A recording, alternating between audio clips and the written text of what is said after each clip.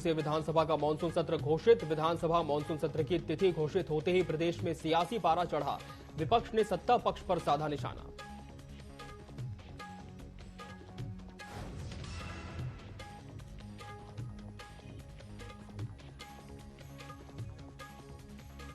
उत्तराखंड में स्वास्थ्य विभाग डेंगू की रोकथाम के लिए एक्टिव मोड पर। स्वास्थ्य सचिव ने कहा, सोर्स रिडक्शन के अंतर्गत लगभग 7.5 लाख से ज्यादा घरों का किया निरीक्षण।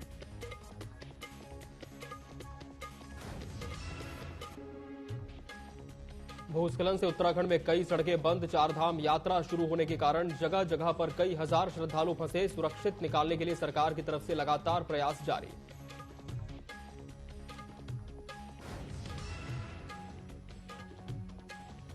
तीलू रौतेली पुरस्कार के लिए चयन। पुरस्कार के लिए चयनित पात्र महिलाओं को 8 अगस्त को किया जाएगा सम्मानित। विभिन्न क्षेत्रों में उत्कृष्ट कार्य करने वाली महिलाओं को मिलेगा सम्मान।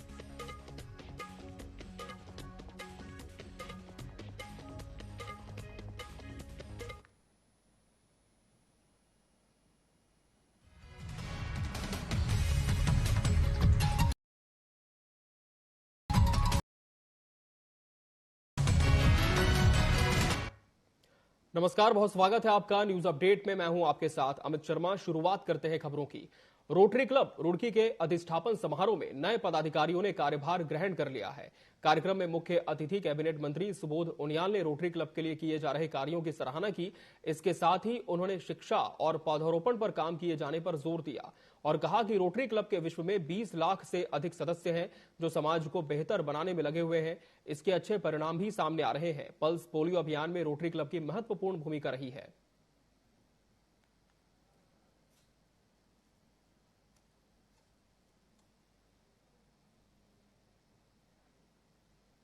जिस तरह से आज इनका यहाँ पे इंस्टॉलेशन डे था और समाज के विभिन्न क्षेत्रों में काम करने वालों को इन्होंने अवार्ड भी किया, उसके लिए और साथ साथ जो इनका अल्टीमेट ऑब्जेक्टिव वो ये है कि समाज में बीमार, जैसे पोलियो उन्मूलन के लिए इन्होंने काम किया है, टीबी एलिमिनेशन के लिए भी लोग काम करने का अपना इनका संकल्प है। तो जो मैंने आपने कहा सोशल एविल्स के खिलाफ लड़कर उन पर जीतने की भावना, ये एक इंसान को एक सफल इंसान बनाती है। और ऑल दी रोटेरियन जो रोटेरियंस हैं ये सभी इस पवित्र उद्देश्य के साथ लोगों की सेवा में लगे हैं और इसके लिए मैं उनको बहुत बधाई भी देता हूँ। हरिद्वार में भाजपा ने एक होटल में व्यवसाय जगत के लोगों के साथ बजट संवाद कार्यक्रम का आयोजन किया। इस कार्यक्रम में मुख्य अतिथि के रूप में सांसद त्रिवेंद्र सिंह रावत ने जिले भर से आए व्यवसाय जगत के लोगों के साथ महत्वपूर्ण बिंदुओं पर संवाद किया। उन्होंने कहा कि पीएम मोदी लोक लुभावन योजनाओं के बजाय दूरगामी परिणाम देने वाले कार्यक्रमों को लागू करने में विश्वास रखते हैं और गरीब, किसान, युवा और महिलाओं को ऊपर उठाना उनका लक्ष्य है।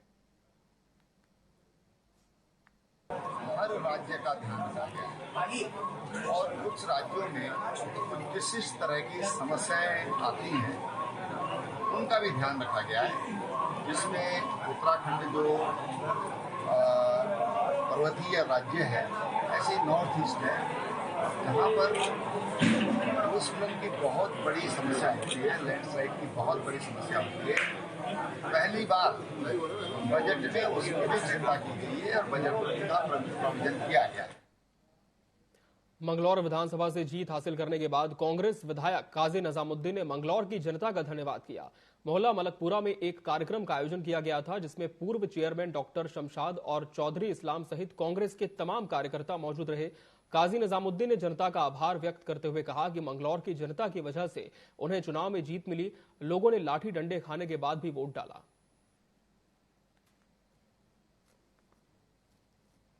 देखिए, जो उपचुनाव हुआ है उसमें मंगलौर की आवाम ने बहुत सहयोग किया है।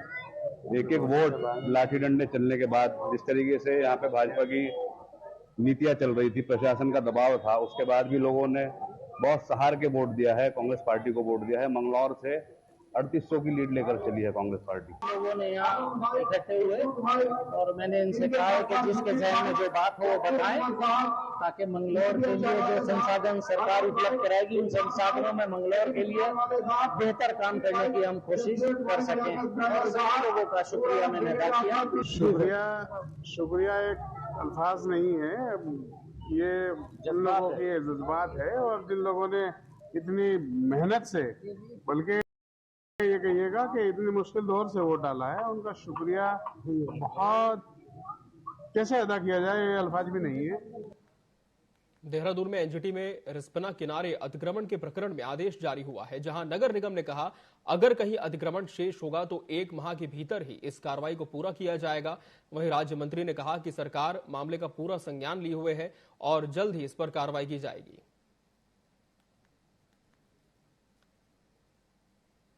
एनजीटी के जो मानक है, सरकार उसमें पूरी तरह से उसमें कार्रवाई कर रही है और अभी जो जिस प्रकार से सरकार का और जो एनजीटी का दोबारा से जिस प्रकार से उनका एक वक्तव्य आया है, उसके अनुसार अभी तुरंत ही नगर निगम के साथ और सरकार के जो उच्च अधिकारी हैं उनके साथ मिलकर एक कार्य योजना बनाई जा रही है और उसमें कार्रवाई की उसमें कार्रवाई की जाएगी। उत्तरकाशी में जंगली मशरूम खाने से एक महिला की मौत हो गई और 6 लोगों को गंभीर अवस्था में अस्पताल के आईसीयू में भर्ती किया गया, जहां डॉक्टरों ने अपील करते हुए कहा कि जंगली मशरूम ना खाएं और उन्होंने कहा कि जंगलों में कई प्रकार के मशरूम की प्रजातियां पाई जा रही हैं, जिससे कि ग्रामीण इस मशरूम का शिकार हो रहे हैं।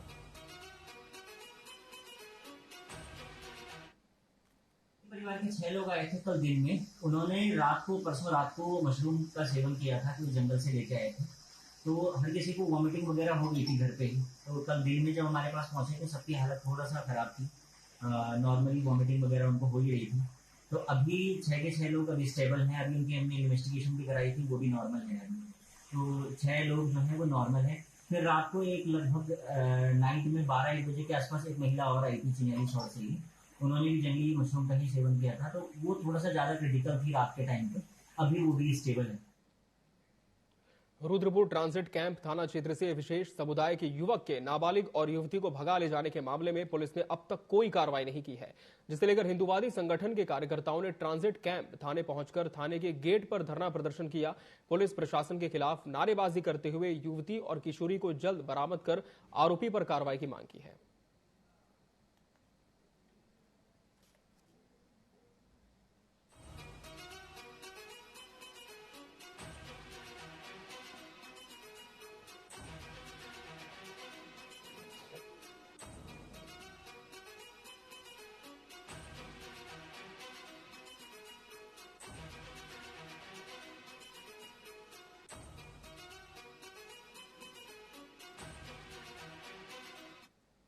दो लड़कियां गायब हैं, यहाँ से बेधर्मी उनको भगा के ले गए हैं और पुलिस ने हमें आश्वासन दिया था कि हम इसको हफ्ते भर में नाबालिग लड़की को और बालिग लड़की को दोनों को बरामद कर लेंगे। उसके बाद परिजन यहाँ पे चक्कर काट रहे हैं, तो परिजनों के साथ जो है गलत व्यवहार किया जा रहा है और जो लड़के उन लड़कियों को लेके भागे हैं उनसे पुलिस पूरे संपर्क में है। फोन पे बात चल रही है कि वो आज आ रहा है, कल आ रहा है, वो अब पहुंचने वाला है, वो कल पहुंचने वाला है। और अभी भी पुलिस ने जो हम यहाँ पे बैठे थे हमें आश्वासन दिया है कि हम जल्द से जल्द बरामद करेंगे। तो जिस तरीके से पुलिस का रवैया यहाँ दिख रहा है कि उस लड़के के माँ बाप को भी मामा को उठा के लाए थे और उस मामा ने उसने ये बताया कि वो यहाँ लेके गया हुआ है, वहाँ लेके गया हुआ है। तो इन्होंने उस मामा पे कार्रवाई क्यों नहीं करी जब मामा को इतना कुछ पता है? तो हमें बता रहे हैं उनका घर नहीं पता, हमें लेके चलो। हम कहाँ लेके जाएं? हम ही काम कर लें, फिर हमें पता, हमें दिलवा दो पावर, हम अपने आप ढूंढ लेंगे। लेकिन इस तरीके से व्यवहार जो चल रहा है ये सही नहीं है। और यहां रुकेंगे एक ब्रेक के लिए। ब्रेक के बाद भी खबरें जारी हैं।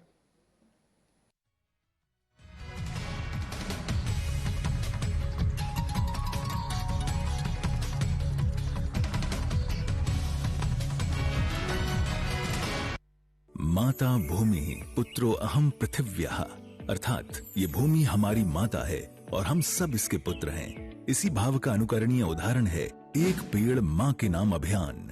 यशस्वी प्रधानमंत्री श्री नरेंद्र मोदी जी की प्रेरणा से उत्तर प्रदेश में वृक्षारोपण जन अभियान ने ले लिया है जन आंदोलन का स्वरूप। विगत 7 वर्षों में समय समय पर संपन्न हुए वृक्षारोपण से हुआ है 168 करोड़ से अधिक पौधरोपण। इससे बढ़ा है उत्तर प्रदेश के वनावरण का दायरा। माननीय मुख्यमंत्री योगी आदित्यनाथ के परिवर्तनकारी नेतृत्व में पर्यावरण संरक्षण को मिली है नई दिशा। एक्सप्रेसवे, हाईवे के किनारे सर्विस लेन के साथ ही हरित पट्टी में लगाए गए हैं छायादार, फलदार, औषधीय एवं पर्यावरणीय महत्व वाले पौधे। आइए स्वच्छ एवं स्वस्थ पर्यावरण के लिए वृक्षारोपण जन अभियान 2024 में प्रतिभाग लेकर अपनी माँ के नाम जरूर लगाएं एक पेड़। हम सब मिलकर करें ये काम, एक पेड़ लगाएं माँ के नाम। Rabindranath Tagore University Bhopal NIRF ranked for 5 consecutive years. 600 से ज्यादा company types. Rabindranath Tagore university. राजनीति खेल है शह और मात का, घात और प्रतिघात का। राजनीति के खेल में कौन है राजा, कौन है प्यादा, कहाँ टूटी है संयम की मर्यादा, जनता में कौन लोकप्रिय है ज्यादा। बताएंगे सच पूरा, कभी नहीं आधा। अपने दर्शकों से हमारा है ये वादा। टीवी 24 मंत्री पुष्कर सिंह धामी जी के नेतृत्व में उत्तराखंड सक्षम एवं सशक्त राज्य के रूप में आगे बढ़ रहा है। संपूर्ण समावेशी विकास के लक्ष्य को हासिल करने के लिए चलाई जा रही योजनाओं में सुधार करने और उन्हें जन जन तक पहुंचाने का काम तेजी से किया जा रहा है।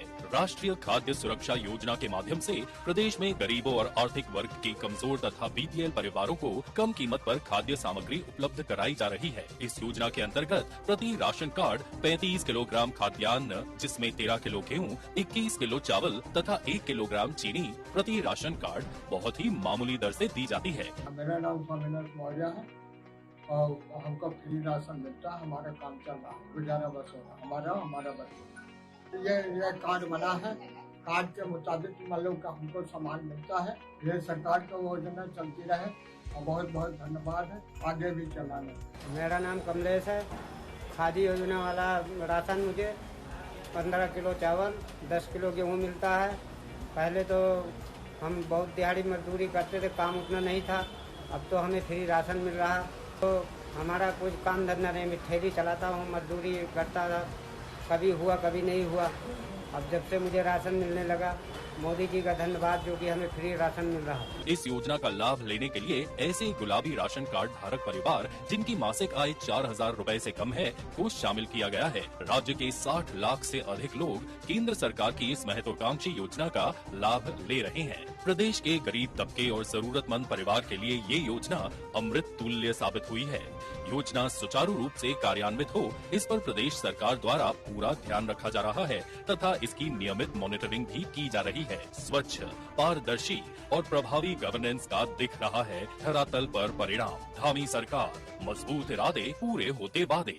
काजल डोरे मैं तो तन 4 बोतल बिके कोनी पड़ता आन जान का खर्चा और भुगतो। अरे जब बिक भी गई तो मुनाफा बस के किराए में चला जा है। अरे तू हंसने लग रही है नॉन स्टॉप। अरे जीजी, जब हाथ में हो हैप्पी कार्ड तो बस का किराया क्यों लगेगा? तो बता, क्यों ना हंसो में। अरे वाह मेरी हरियाणा सरकार, आपने तो बना दिया मेरी संगीता का कारोबार नॉन स्टॉप। हरियाणा।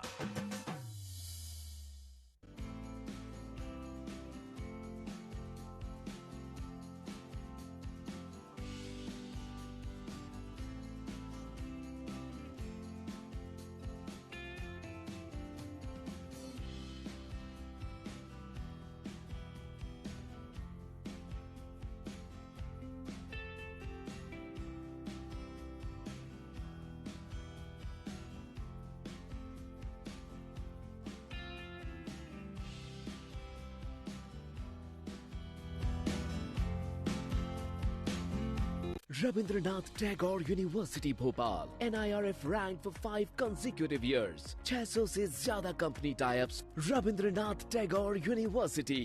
प्रधानमंत्री नरेंद्र मोदी के मार्गदर्शन एवं मुख्यमंत्री पुष्कर सिंह धामी जी के कुशल नेतृत्व में उत्तराखंड सक्षम एवं सशक्त राज्य के रूप में आगे बढ़ रहा है। संपूर्ण समावेशी विकास के लक्ष्य को हासिल करने के लिए चलाई जा रही योजनाओं में सुधार करने और उन्हें जन जन तक पहुंचाने का काम तेजी से किया जा रहा है। राष्ट्रीय खाद्य सुरक्षा योजना के माध्यम से प्रदेश में गरीबों और आर्थिक वर्ग के कमजोर तथा BPL परिवारों को कम कीमत पर खाद्य सामग्री उपलब्ध कराई जा रही है। इस योजना के अंतर्गत प्रति राशन कार्ड 35 किलोग्राम खाद्यान्न, जिसमें 13 किलो गेहूँ, 21 किलो चावल तथा 1 किलोग्राम चीनी प्रति राशन कार्ड बहुत ही मामूली दर से दी जाती है। मेरा नाम स्वामीनाथ मौर्य है और हमको फ्री राशन मिलता है, हमारा काम चल रहा है, गुजारा बस हो रहा है, हमारा बस। ये कार्ड बना है, कार्ड के मुताबिक मतलब हमको सामान मिलता है। ये सरकार की योजना चलती रहे और बहुत बहुत धन्यवाद है, आगे भी चलाने। मेरा नाम कमलेश है। खादी योजना वाला राशन मुझे 15 किलो चावल, 10 किलो गेहूँ मिलता है। पहले तो हम बहुत दिहाड़ी मजदूरी करते थे, काम उतना नहीं था। अब तो हमें फ्री राशन मिल रहा है। तो हमारा कुछ काम धंधा नहीं, मैं ठेली चलाता हूँ, मजदूरी करता था, कभी हुआ कभी नहीं हुआ। अब जब से मुझे राशन मिलने लगा, मोदी जी का धन्यवाद जो कि हमें फ्री राशन मिल रहा है। इस योजना का लाभ लेने के लिए ऐसे गुलाबी राशन कार्ड धारक परिवार जिनकी मासिक आय 4,000 रुपए से कम है को शामिल किया गया है। राज्य के 60 लाख से अधिक लोग केंद्र सरकार की इस महत्वाकांक्षी योजना का लाभ ले रहे हैं। प्रदेश के गरीब तबके और जरूरतमंद परिवार के लिए ये योजना अमृत तुल्य साबित हुई है। योजना सुचारू रूप से कार्यान्वित हो, इस पर प्रदेश सरकार द्वारा पूरा ध्यान रखा जा रहा है तथा इसकी नियमित मॉनिटरिंग भी की जा रही है। स्वच्छ, पारदर्शी और प्रभावी गवर्नेंस का दिख रहा है धरातल पर परिणाम। धामी सरकार, मजबूत इरादे, पूरे होते वादे।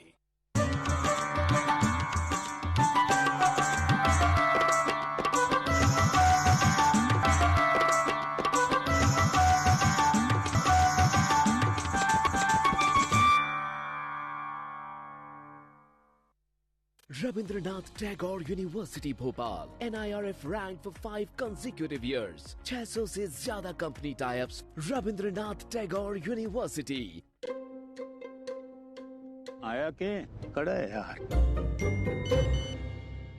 आ गया घर बैठे, अब नो टेंशन, सीधा खाते में पेंशन, नॉन स्टॉप। फिर तो दौड़ेंगे ना अपने बूढ़े घुटने भी नॉन स्टॉप।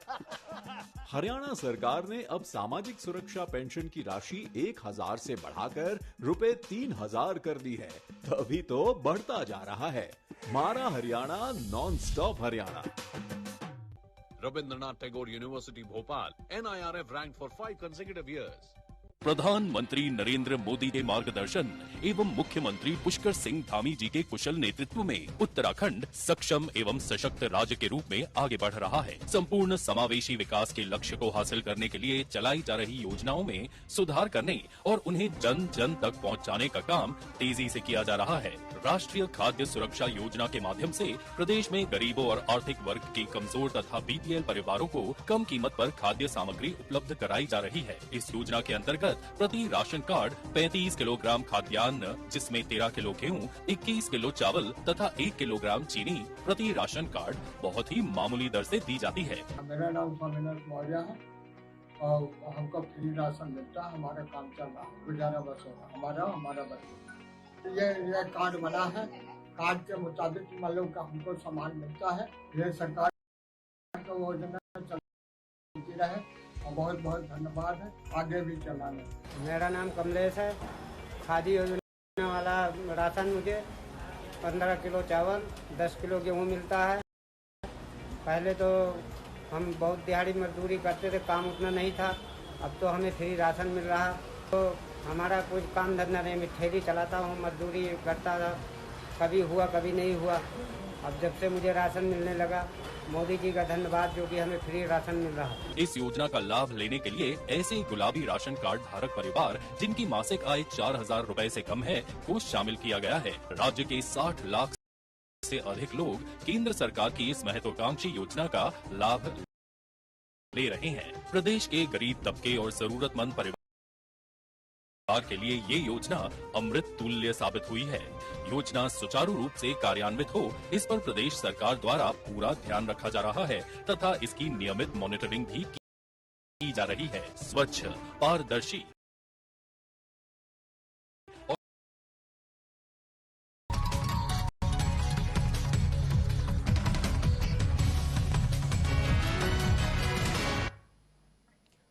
ब्रेक के बाद एक बार फिर स्वागत है आपका न्यूज अपडेट में। बढ़ते हैं खबरों की ओर।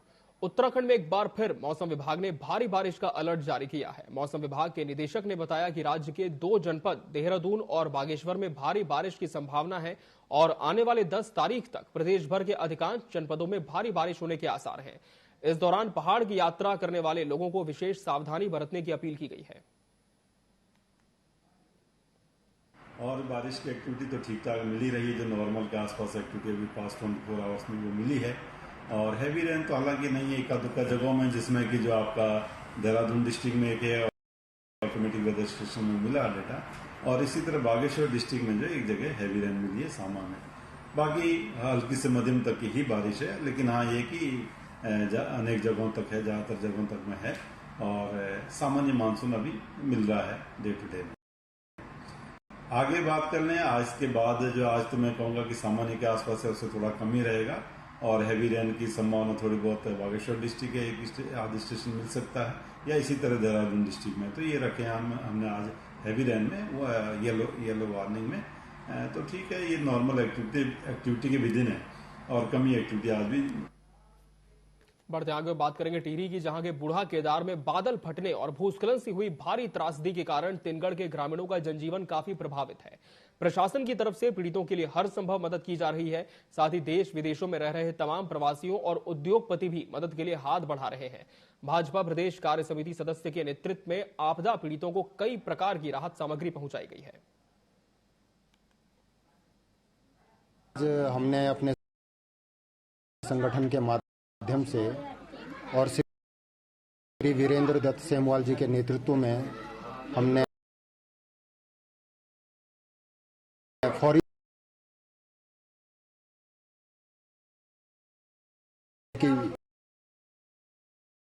कि ये काम होना बहुत जरूरी है, रहना बहुत जरूरी है, भोजन की समस्या है, और भी समस्याएं हैं, कपड़े हैं आदि हैं, क्योंकि सब कुछ दब गया है, कुछ भी उनके पास नहीं है। आज अखिल भारतीय महासभा का एक दल खाल पहुंचा। स्थानीय लोगों से प्रधान जी जो प्रतिनिधि उनसे चर्चाएं हुई हैं, और कुछ लोग मदद भी ला रहे हैं, हम भी लाए हैं आज मदद, यहाँ पे दरी लाए हैं, कंबल लाए हैं, और ट्रैक सूट लाए हैं, और साड़ी, कुछ कपड़े लाए हैं बच्चों के, ये तो हमने सब दे दिए।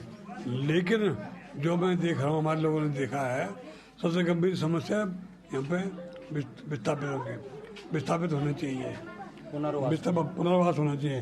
पुनर्वास नहीं होगा जो ये लोग प्लान कर जाएंगे। उत्तराखंड में मानसून की दस्तक के बाद स्वास्थ्य विभाग डेंगू की रोकथाम के लिए लगातार एक्टिव मोड पर काम कर रहा है। इसे लेकर स्वास्थ्य सचिव डॉक्टर आर राजेश कुमार ने कहा कि सोर्स रिडक्शन के तहत अभी तक लगभग 7.5 लाख से ज्यादा घरों का निरीक्षण किया गया है। साथ ही चिकनगुनिया और मलेरिया पर भी ध्यान दिया जा रहा है। आपको बता दें कि उत्तराखंड में डेंगू के 65 संदिग्ध मामले देखने को मिले थे, लेकिन सभी के एलिसा टेस्ट नेगेटिव पाए गए।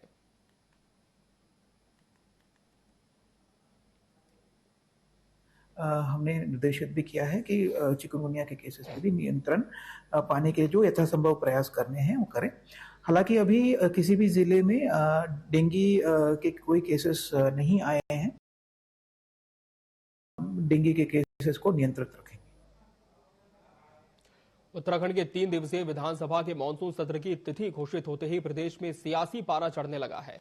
विपक्ष सत्ता पक्ष पर हमलावर हो गया है। उपनेता प्रतिपक्ष भुवन कापड़ी ने सत्र की समय सीमा पर सवाल खड़े करते हुए कहा कि 3 दिनों में राज्य के ज्वलंत मुद्दों के साथ ही विपक्ष के सदन में उठाए जाने वाले महत्वपूर्ण विषयों पर चर्चा होना संभव नहीं है।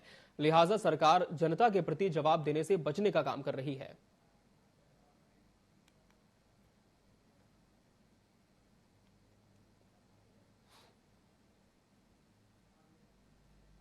सत्र ज्यादा दिन चलने से जनता की ज्यादा समस्याएं सामने आएंगी, उनका समाधान हो पाएगा। लेकिन सरकार, उत्तराखंड में भारतीय जनता पार्टी की सरकार सत्र की अवधि को कम कर जनहित के मुद्दों को नहीं सुनना चाहती। इससे साफ साफ स्पष्ट होता है विधानसभा का सत्र हमारे जैसी भौगोलिक परिस्थिति वाले, हमारे जैसे जो है राजनीतिक परिस्थिति वाले जो राज्य हैं, वो विधानसभा में बजट का सत्र 3 सप्ताह तक चलाते हैं। लेकिन उत्तराखंड की भाजपा की सरकार 3 दिन में बजट सत्र भी समाप्त कर देती है।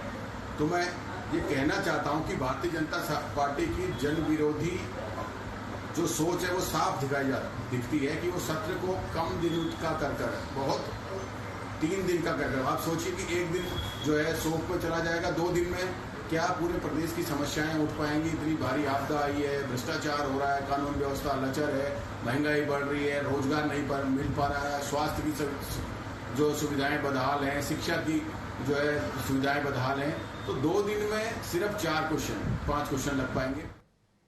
उत्तराखंड में हो रही लगातार बारिश के कारण पहाड़ी क्षेत्रों में भूस्खलन होने से कई सड़कें बंद हैं।